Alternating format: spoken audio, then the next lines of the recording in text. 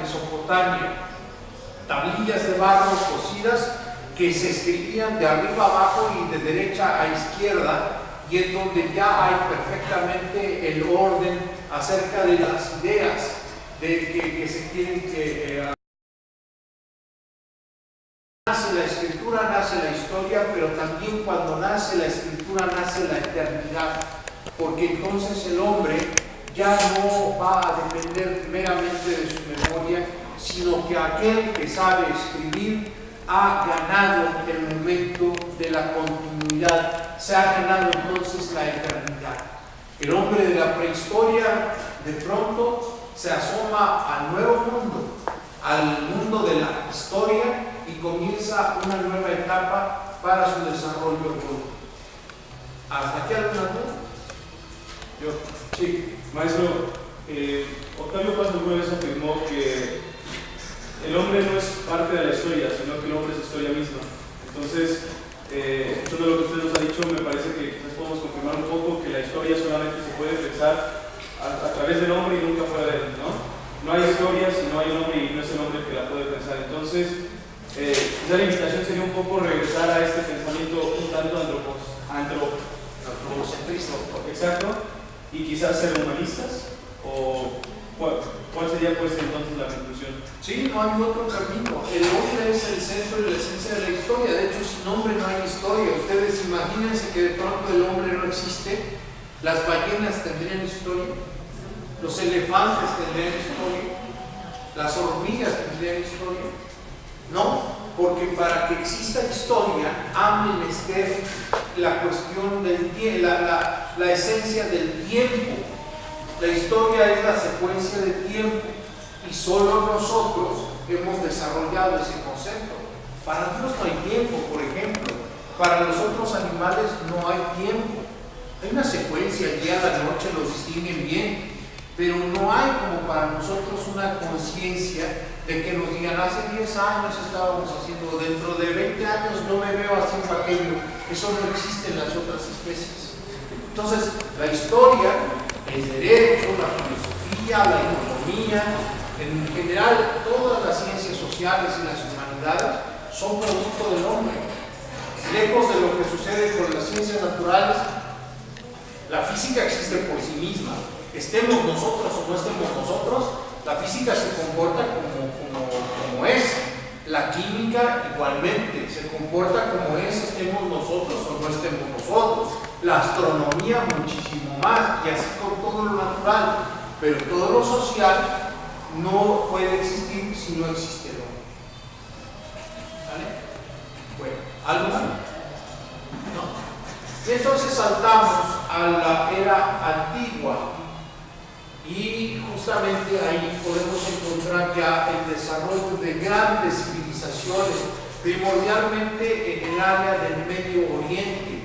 Ustedes revisen lo que el día de hoy es Siria, Irak, Irán, Israel, Egipto, Jordania, Líbano, y se van a dar cuenta de que la enorme mayoría de las civilizaciones antiguas tuvieron ahí su asiento por distintas razones que no me da tiempo explicarles en tan breves momentos. Pero ciudades como la misma Mesopotamia, como Babilonia, como Ur, como Ugarit, como Acadia, como las ciudades de Egipto, representan para nosotros referentes indispensables ya de un pensamiento pleno, ya de una sociedad perfectamente organizada, de una religión perfectamente estratificada, de evoluciones ya urbanas, por ejemplo, el nacimiento ya de ciudades, con todos los aditamentos que una ciudad moderna tiene: transporte, pavimentación, drenaje, etc. No se crea que el pavimento ha existido solo hoy. Antes pavimentaban también sus calles y sobre todo sus carreteras, particularmente en el Imperio Romano, porque eso les permitía moverse con mucho mayor facilidad. Los drenajes, por ejemplo, eran importantes y ya se conocían incluso desde Fenicia. Entonces son cuestiones que sin duda nos van dando o dibujando ya a una civilización mucho más acabada. ustedes saben perfectamente cuando estudian historia, cuando empiezan a estudiar historia, de inmediato la primera referencia que se les hace pues es naturalmente Egipto, que con sus pirámides o con su arte mortuorio pues representa hasta hoy una de las cosas más fascinantes sobre la tierra.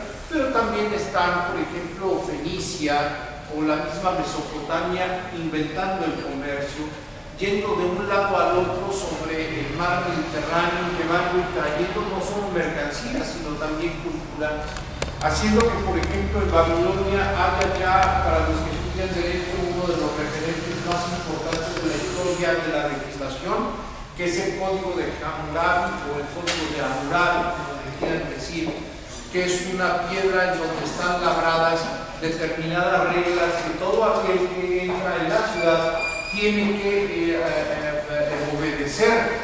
La famosísima ley del talión, que hasta el día de hoy se menciona de ojo por ojo, diente por diente, fue inventada en esa ciudad de Babilonia. En esa misma ciudad, muchas cosas místicas de las que nos habla, por ejemplo, la Biblia, como la historia de la Torre de Babel.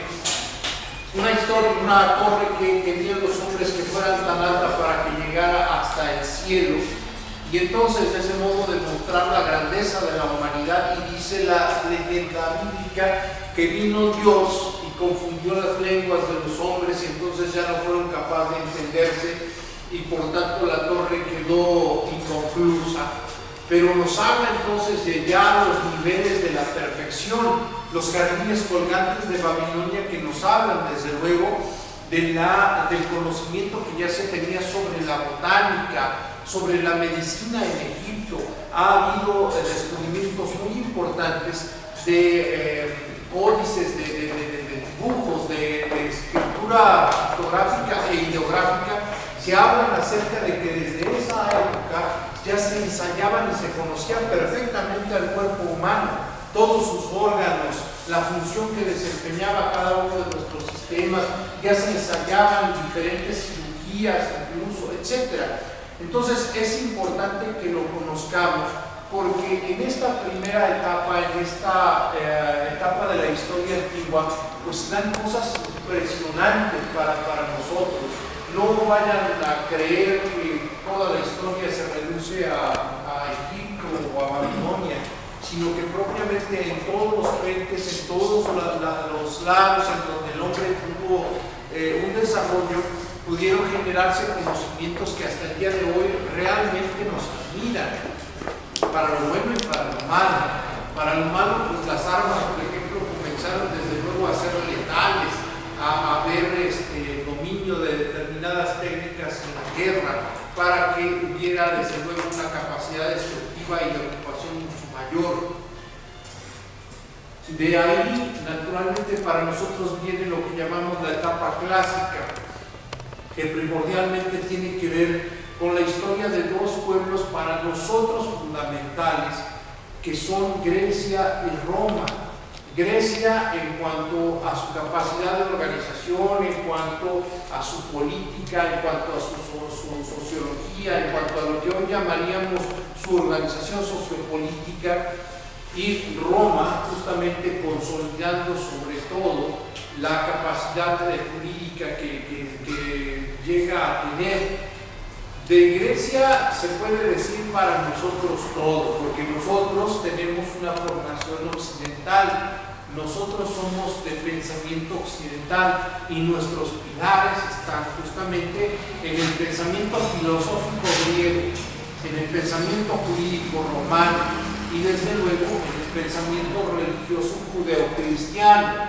Para nosotros mexicanos, nosotros mestizos, a pesar de todo lo que se nos diga y que obviamente es muy importante también nuestro indigenismo y nuestro mestizaje, pero no puede haber una comprensión integral nuestra si antes no volvemos los ojos a Micenas, es decir, a Grecia, si no conocemos, por ejemplo, todo lo que trascendió no solamente Troya o Esparta o Atenas, sino particularmente todo lo que lo representaron esos avances del pueblo griego. Si vamos a hablar de medicina, por ejemplo, pues un referente indiscutible es Hipócrates.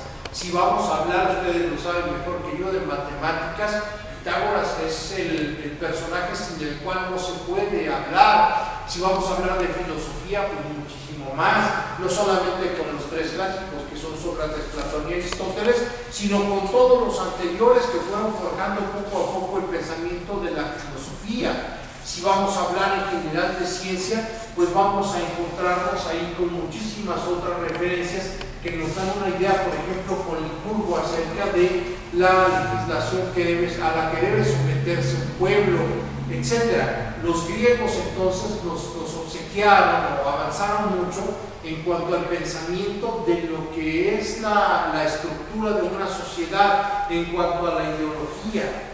Y naturalmente desarrollaron una larga serie de herencias que hasta el día de hoy son importantes. Por ejemplo, en la literatura, como lo veremos en alguna ocasión, Troya, por ejemplo, contada a través de Homero en sus dos momentos, en la Ilíada, que es la historia de la ocupación, y la Odisea, que es la historia del regreso, pues desde luego nos da referencia para hacer un puente hacia Roma. Ustedes se acordarán, si no, cuando lean la última parte de la Ilíada, que escapa uno de los jóvenes de Troya con una espada que se le otorga, que es la espada misma del rey Príamo, y se le dice que busque otra tierra.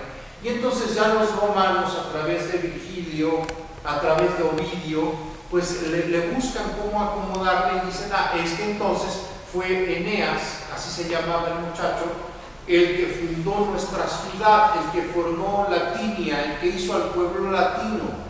Y como ya también les he contado, pues fue Rómulo y Remo quienes finalmente fundaron la ciudad de Roma. Y con Roma, en las tres etapas, tanto en su etapa primigenia como luego en la República y después en la dictadura, en la época del Imperio, pues tuvo importantísimos momentos, ¿no? Estamos hablando de aproximadamente fácilmente unos 1000 años de influencia de los romanos, aproximadamente del 500, 600 antes de Cristo al 500, 480 y algo después de Cristo. Es un imperio muy grande. Hoy, por ejemplo, los norteamericanos, los estadounidenses creen que son herederos de esa cuestión de Roma, y entonces hacen su Capitolio, y entonces hacen su Senado, y entonces tratan de justificar toda su belicidad a través de lo que en Roma se vivió en su momento para el dominio del mundo, ¿no? Los Estados Unidos llevan relativamente poco tiempo de dominar el mundo si les comparan ustedes con los romanos, pero la ideología que toman es justamente acerca de ella. Y en esta misma época clásica de la que les estoy hablando, surge la tercera de nuestras raíces europeas, que propiamente es el pensamiento religioso judeocristiano. Los judíos, que se explican que eran un pueblo aparentemente muy pobre, muy débil, y que de pronto construyeron todo un andamiaje ideológico y se dijeron el pueblo elegido de Dios, y que al esperar la salvación a lo largo de muchos siglos, finalmente les nace para ellos un Mesías. Y bueno, ya saben ustedes, lo hablaremos en alguna otra ocasión si tenemos la oportunidad, de que el cristianismo marca para nosotros un punto, un vértice muy importante de nuestro desarrollo cultural. Entonces, en esta etapa clásica, estamos obligados a conocer a la Grecia, a la Roma y a la Judea, para que podamos entender un poco su evolución y su desarrollo. ¿Sale? ¿Hasta qué momento? Después viene la Edad Media. La Edad Media se divide en la Alta y la Baja Edad Media. La Alta es la primera y la Baja es la que sigue, una Edad Media que dura más o menos 1000 años, que van poco más o menos desde Constantino en 480 y tantos de nuestra era, hasta propiamente la caída de Constantinopla en el siglo XIV, en el siglo XV, perdón, ya en 1460, una cosa así. Entonces son 1000 años de historia de la humanidad, o al menos de la historia de Europa. Aquí es importante que entendamos varias cosas. Nosotros todavía no podemos acudirnos el concepto de historia viendo solamente Europa, pero ahorita que si nos quedan unos instantes procuraremos hablar también de lo que sucedía en nuestra región. Pero es muy importante que no solo sepan de la historia del medievo, sino también de lo que sucedía en otras cuestiones. Por eso es que, o en otras latitudes, por eso es que me parece fundamental que ustedes estudien historia, al menos en cuanto a su estructura general, porque pues cuando les pidan hablar acerca de la evolución de la imprenta, pues cómo van a saberlo si no tienen ubicado el momento, o cómo van a poder hablar de la historia de las universidades o de la influencia de las universidades si no pueden comprender lo que sucedió en la Edad Media, y así con un largo etcétera. Pero lo importante en la Edad Media es, en primer sitio, la consolidación del cristianismo como la religión oficial. Es decir, Constantino abraza al cristianismo y con ello la iglesia cristiana deja sus ropas pobres y entonces se pone las ropas ricas del imperio. Se sienta al lado del emperador y comienza a ayudarle al dominio de otros pueblos. La Iglesia Católica, como ustedes saben, logra un poder inconmensurable a lo largo de toda esa época, de manera que incluso a trueco de algunos momentos de división que se viven a su interior, como por ejemplo nuestro gran cisma en 1086, en donde la Iglesia Católica primero se divide en dos. La Iglesia Romana se queda naturalmente con Roma y la Iglesia Ortodoxa se queda en Bizancio, y que hoy todavía pervive en el rito que se realiza, por ejemplo, en Rusia, en toda la Europa oriental. Es un momento importante para nosotros. Segundo, la creación de las universidades. Hacia el siglo XI, en Europa comienzan a generarse ya las primeras universidades. Son escuelas diferentes al concepto de universidad que se tiene hoy.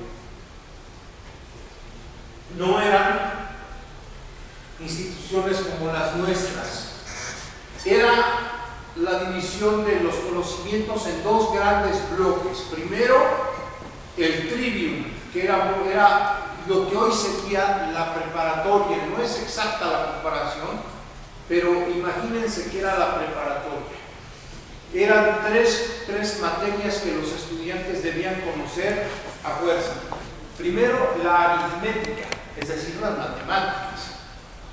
Después estaba la retórica, esto que nosotros estudiamos, la capacidad de poder hablar. Y finalmente estaba la gramática, es decir, la expresión escrita.